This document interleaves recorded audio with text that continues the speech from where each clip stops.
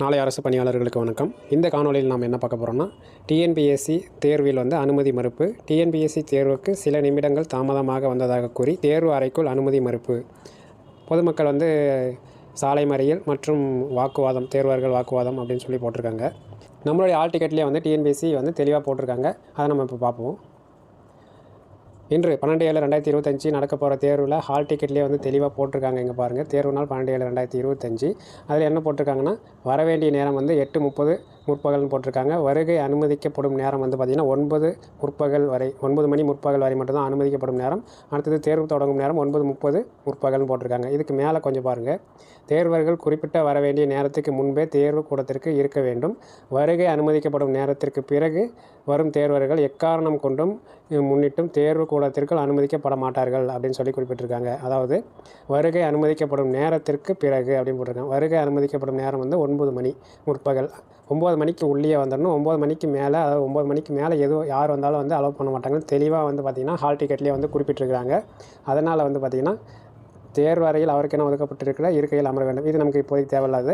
அதாவது 9 மணி வரை மட்டுமே அனுமதிக்கப்படும் சொல்லி கொடுத்துருக்காங்க. இதிலே தெளிவாக கொடுத்துருக்காங்க. ஹால் டிக்கெட் பார்த்திங்கன்னா எப்பயுமே ஒரு வாரத்துக்கு முன்னாடி அல்லது 10 நாளுக்கு முன்னாடி டிஎன்பிஎஸ்சி வெளியிட்டுருவாங்க. இப்போ தேர்வர்கள் என்ன அப்படின்ற மாதிரி ஒரு முறையிடுறாங்க அப்படின்னு சொல்லி பார்ப்போம்.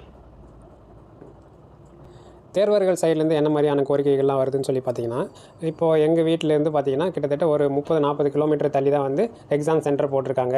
அங்கேயே நீங்கள் இப்போ எங்கள் வீட்டுக்கு பக்கத்துலேயே இருக்கிற எக்ஸாம் சென்டரில் ஏன் போடலை அப்படின்னு சொல்லியிருக்காங்க. அடுத்து பார்த்தீங்கன்னா 1 மணி நேரமாக பஸ் இல்லை, நான் பஸ் ஸ்டாண்டில் 1 மணி நேரம் காத்திருக்கிறேன், அதனால் பஸ்ஸே இல்லை, நான் இப்போ வந்தால் இங்கே பார்த்தீங்கன்னா அலோவ் பண்ண மாட்டேங்கிறாங்க. 9:30 மணிக்கு தான் தேர்வு எக்ஸாமே ஸ்டார்ட் ஆகுது. ஆனால் நீங்கள் பார்த்தீங்கன்னா 9 மணிக்கே கேட்டை க்ளோஸ் பண்ணிடுறீங்க. அதுக்கப்புறம் பார்த்தீங்கன்னா இந்த காலேஜ் என்ட்ரன்ஸில் நான் 9 மணிக்கு வந்துட்டேன், இந்த கேட் க்ளோஸ் ஆகிற இடத்துக்கு வரத்துக்கு 9:15 ஆயிடுச்சு அல்லது 9:05 ஆயிடுச்சு, நீங்கள் ஏன் அலோவ் பண்ண மாட்டேங்கிறீங்க, ஒரு நிமிஷம் லேட்டானா ஏன் அலோவ் பண்ண மாட்டேங்கிறீங்க அப்படின்ற மாதிரியெல்லாம் கேள்வி கேட்குறாங்க. அடுத்து பார்த்தீங்கன்னா இப்போ நம்ம சைடு என்ன குறை இருக்குது, அதாவது தேர்வர்கள் சைடில் என்னென்ன குறைகள் இருக்குதுன்னு நான் பட்டியலிடுறேன். அடுத்து பார்த்திங்கன்னா நம்ம என்ன கோரிக்கை வைக்கிறோம் டிஎன்பிஎஸ்சிக்கு அப்படிங்கிறத நம்ம பார்ப்போம். இப்போ தேர்வர்கள் சைடில் என்னென்ன குறை இருக்குது அப்படின்னு சொல்லி பார்த்தீங்கன்னா, நாளைக்கு முன்னாடியே விட்ட ஹால் டிக்கெட்டில் பார்த்திங்கன்னா எங்கே எக்ஸாம் சென்டர் இருக்குது, எக்ஸாம் சென்டரோட ஃபோன் நம்பர் இருக்குது, அதுக்கப்புறமா எவ்வளோ தூரம் இருக்குது அப்படின்ற மாதிரி நமக்கு 10 நாளைக்கு முன்னாடி எக்ஸாம் சென்டர் எங்கே இருக்குன்னு நமக்கு தெரிஞ்சு போச்சு. 10 நாளைக்கு முன்னாடி ஹால் டிக்கெட் விட்டுறாங்க. 10 நாளைக்கு முன்னாடியே நமக்கு எக்ஸாம் சென்டர் எங்கே இருக்குன்னு நமக்கு தெரிஞ்சு போச்சு. அப்படின்னா நம்ம என்ன பண்ணணும், ஒரு வாரத்துக்கு முன்னாடி, இன்றைக்கி சனிக்கிழமை எக்ஸாம் நடக்குதுன்னா கரெக்டாக அதே ஒரு வாரத்துக்கு முன்னாடி சனிக்கிழமை நம்ம வீட்டிலேருந்து எக்ஸாம் கிளம்புற மாதிரி கிளம்பணும். அங்கே எத்தனை மணிக்கு போய் சேர முடியும், அதாவது நீங்கள் ஒரு வண்டியில் போகிறீங்க அப்படின்னா, ஒரு காரோ அல்லது வண்டியோ அல்லது 2 வீலரோ அல்லது நீங்களே சொந்த வாகனத்தில் போகிறீங்கன்னா நீங்கள் அதில் போய் நீங்கள் எவ்வளோ நேரம் ஆகுது, உங்கள் வீட்டிலேருந்து கிளம்புறீங்க எவ்வளோ டிராஃபிக் ஜாம் ஆகுது, அதுக்கப்புறமா பார்த்திங்கன்னா எவ்வளோ நேரம் ஆகுது, எவ்வளோ தூரம் ஆகுது, அங்கே போய் சேர எவ்வளோ நேரம் ஆகுது அப்படிங்கிற மாதிரி நீங்கள் முதல்ல ஒரு வாரத்துக்கு முன்னாடி சனிக்கிழமைனா சனிக்கிழமையே போகணும், ஞாயிற்றுக்கிழமையே போகணும். அட்லீஸ்ட் நீங்கள் பொது பேருந்தில் போகிறீங்க, பொது பயண இதில் போகிறீங்கன்னா, ட்ரெயினில் போகிறீங்க அல்லது பேருந்தில் போகிறீங்க அப்படின்னா நீங்கள் கரெக்டாக அதே நாள் நீங்கள் போகணும். அதே மாதிரி எக்ஸாம் ஹாலுக்கு 9 மணிக்குனா 9 மணிக்கு உள்ளே போகிற மாதிரியே முயற்சி பண்ணணும். அப்போ தான் உங்களுக்கு ஒரு வேளை அந்த ஊருக்கு அந்த காலேஜுக்கு பார்த்திங்கன்னா எத்தனை மணிக்கு பேருந்து வசதி இருக்குது, எத்தனை மணிக்கு பார்த்திங்கன்னா பேருந்து எடுப்பாங்க, எவ்வளோ நேரம் ஆகும் போகிறதுக்கு அப்படிங்கிற மாதிரி உங்களுக்கு தகவல் தெரிஞ்சிக்க முடியும். இந்த மாதிரி நாங்கள் முன்னாடியே பார்த்திங்கன்னா 10 நாளைக்கு முன்னாடியே ஹால் டிக்கெட் விட்டோம். நாம் அது எவ்வளோ நேரம் ஆகுது போய் பார்க்காதது நம்மளுடைய மிஸ்டேக் தான். நாம் ஒரு எக்ஸாம் படிக்கிறதுக்கு 2 வருஷம் 3 வருஷம் எடுத்துக்கிறோம் அல்லது 1 வருஷம் எடுத்துக்கிறோம். கிளாஸுக்கு போய் படிக்கிறோம், நைட்டு பகலாக படிக்கிறோம், அலாரம் வச்சு படிக்கிறோம், 3 மணிக்கு எழுந்திரிச்சு படிக்கிறோம், அதுக்கப்புறமா டிஸ்ட்ராக்ஷன் இல்லாமல் போகிறோம், அதுக்கப்புறம் நண்பர்கள் கூட சேர்ந்து பேசுறதுக்கு நேரம் இல்லை, விளையாடுறதுக்கு நேரம் இல்லை, அதுக்கப்புறமா பொது நிகழ்வு கலந்துக்கிற நேரம் இல்லை. அந்த மாதிரிலாம் தவ வாழ்வு மாதிரி நீங்கள் படிக்கிறீங்க.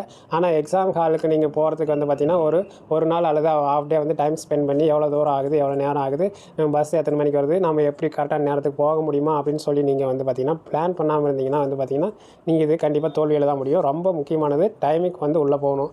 இப்போ நான் ஒரு எக்ஸாம் சென்டருக்கு போயிருந்தேன். இன்றைக்கி பார்த்திங்கன்னா ஒரு 25 பேர் பார்த்திங்கன்னா கரெக்டாக 9 மணிக்கு பார்த்திங்கன்னா இந்த எக்ஸாமோட சென்டரோட கதவை மூடுறாங்க. அதுக்கு ஒரு 10 நிமிஷமாக 1/4 மணி நேரமாக முன்னாடி இருந்து எல்லாத்தையும் வார்ன் பண்ணிகிட்ருக்காங்க. வாங்க சீக்கிரம் வாங்க, 9 மணிக்கு கதவை சாத்திடும், 5 நிமிஷம் தான் இருக்குது, 10 நிமிஷம் தான் இருக்குது, தயவு செஞ்சு எல்லோரும் உள்ளே வாங்க, வெளியே நின்று பேசிகிட்டு இருக்காதிங்க அப்படின்னு அவங்க போலீஸ் ஆகட்டும், அந்த கல்வி நிறுவனம் ஆகட்டும், எல்லாமே பார்த்திங்கன்னா இன்ஸ்ட்ரக்ஷன் சொல்லிக்கிட்டே இருக்கிறாங்க.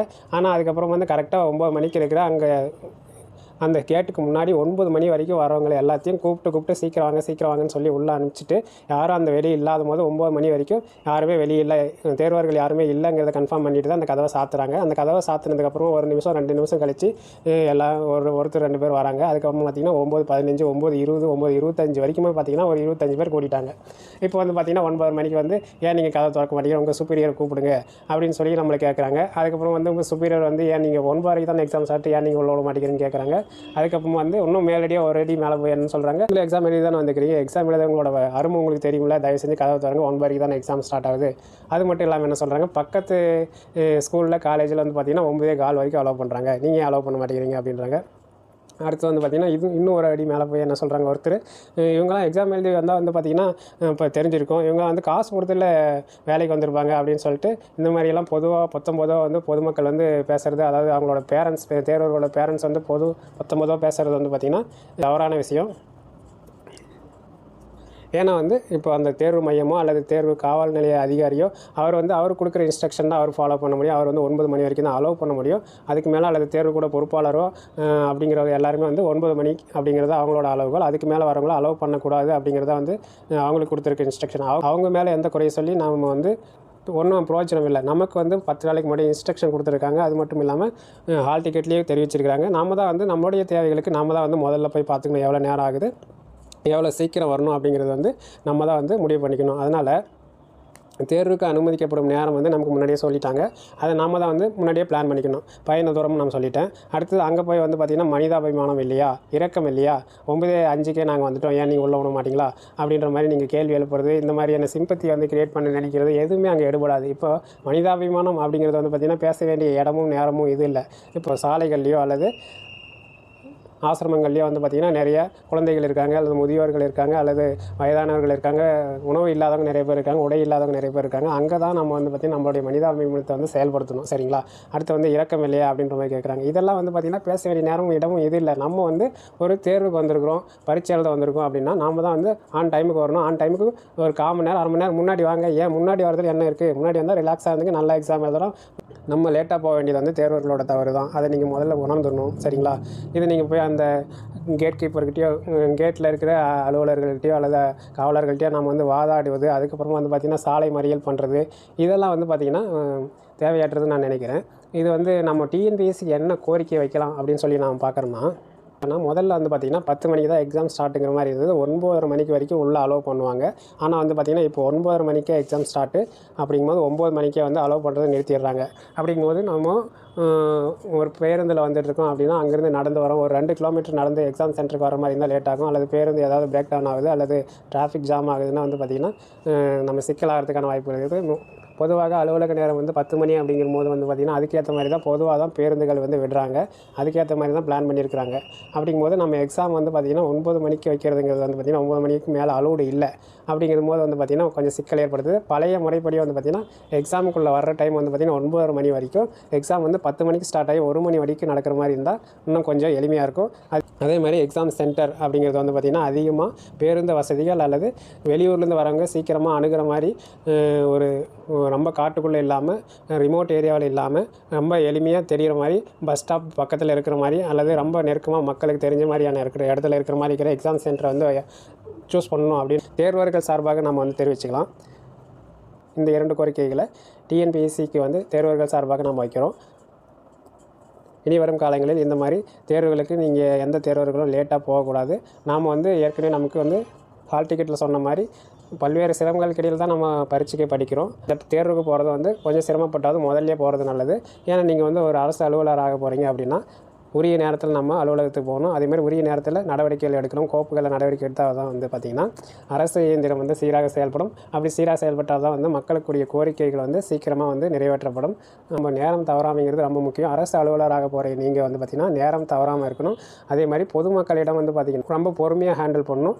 அதே மாதிரி இப்போது நீங்களும் வந்து இப்போ பொதுமக்கள் தான், நீங்கள் தேர்வராக இருக்கிற வரைக்கும். அப்படி தேர்வராக இருக்கும்போது வந்து பார்த்திங்கன்னா இப்போ அரசு அலுவலர்கள் அல்லது அரசு தேர்வு மையத்தில் வந்து பார்த்திங்கன்னா பொறுமையாக தான் ஹேண்டில் பண்ணணும். நம்ம தவறாக வந்து நம்ம லேட்டாக வந்தது நம்ம நம்மளுடைய தவறுங்கிறத முதல்ல உணரணும். அப்படிங்கும்போது நம்ம எந்தவித வாக்குவாதமும் பண்ணாமல் நம்ம வந்து கோரிக்கைகளை முறையாக நம்ம டிஎன்பிஎஸ்சிக்கு வந்து தெரிவிக்கணும். அதுக்கப்புறம் வந்து தேர்வு நேரத்தை 10 மணிக்கு வைக்க சொல்கிறோம். அதே மாதிரி வந்து பார்த்திங்கன்னா தேர்வு மையங்கள் வந்து எளிதில் அணுகக்கூடிய இடங்களில் இருக்கணும். அதே மாதிரி பேருந்து வசதிகள் வந்து பார்த்திங்கன்னா சிறப்பு பேருந்து மற்றும் போட்டிருந்தால் மட்டும் போதாது. ஆனால் வந்து சிறப்பு பேருந்து வந்து அந்த தேர்வு மையத்திற்கே தனியாக ஒதுக்கணும். டிஎன்பிஎஸ்சி தேர்வர்கள் சார்பாக வந்து டிஎன்பிஎஸ்சிக்கும் போக்குவரத்து கழகத்துக்கும் தமிழக அரசுக்கு நான் வந்து கோரிக்கையாக வைக்கிறோம். நன்றி. இதுக்கப்புறம் வந்து தேர்வுக்கு தாமதமாக போகாமல் தேர்வுக்கு உரிய நேரத்தில் தேர்வுக்கு சென்று நாளை அரசு பணியாளர்களாக அனைவருக்கும் வாழ்த்துக்கள். நன்றி.